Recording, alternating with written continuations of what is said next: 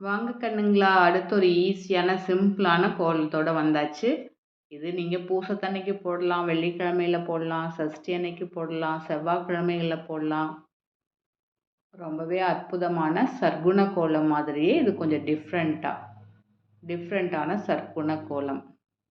நடுவுல ஒரு ஸ்டார் போட்டுட்டு, மேலே இந்த மாதிரி கோன் ஷேப்ல போட்டுட்டு, அதுக்கு ஆப்போசிட்ல ஒரு கோன் போட்டீங்கன்னா ஸ்டார் ரெடி. அழகா பாருங்க, நடுவுல ஒரு ஸ்டார், சுத்திலும் ஸ்டார் ரெடி ஆயிடுச்சு.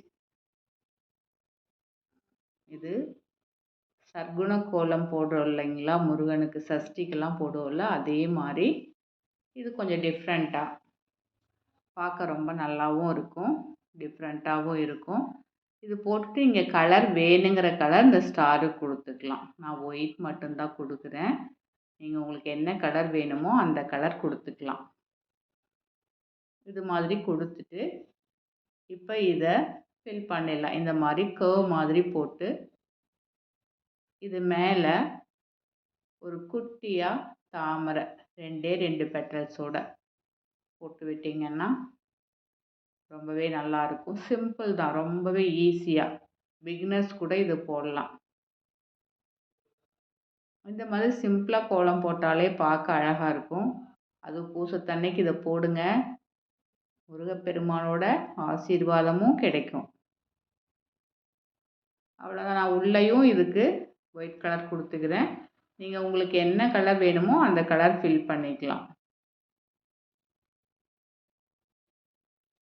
இப்போ இந்த ஸ்டாரில் நடுவில் ஒரு எல்லோ டாட்ஸ் வச்சுக்கலாம். வச்சுட்டு இப்போ ஓம் சரவண பவ எழுதிக்கலாம். இல்லை நீங்கள் எங்களுக்கு அது வேண்டாம் அப்படின்னா கலர் கொடுக்கறதுனாலும் கொடுத்துக்கலாம். இல்லை உள்ள சின்னதாக ஒரு டிசைன் போடுறதுனாலும் ஒரு ஃப்ளவருக்கு இது போட்டுக்கலாம். அதுவும் பார்க்கறதுக்கு ரொம்பவே நல்லாயிருக்கும். இப்போ நான் இது ஓம் சரவண பவன்னு எழுதிடுறேன். எவ்வளோ சிம்பிளாக ஒரு கோலம் பாருங்கள். இதை விட ஈஸியாக கோலம் போட முடியுமா? குயிக்காக ஒரு 10 நிமிஷம் இருந்தால் போதும் இந்த கோலம் போடுறது. காலையில் எழுந்து நீங்கள் போட்டுடலாம்.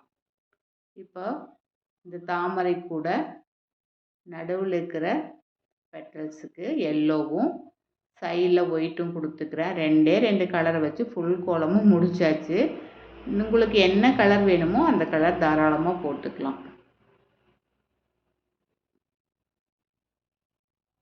அவ்வளோதாங்க. சூப்பராக ஒரு பூசத்துக்கு சற்குண கோலம் மாதிரியே ஒரு கோலம் ரெடி.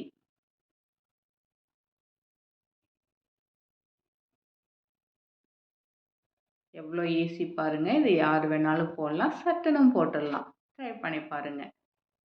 அடுத்து இன்னொரு ஈஸியான கோலத்தோடு சந்திக்கிறேன்.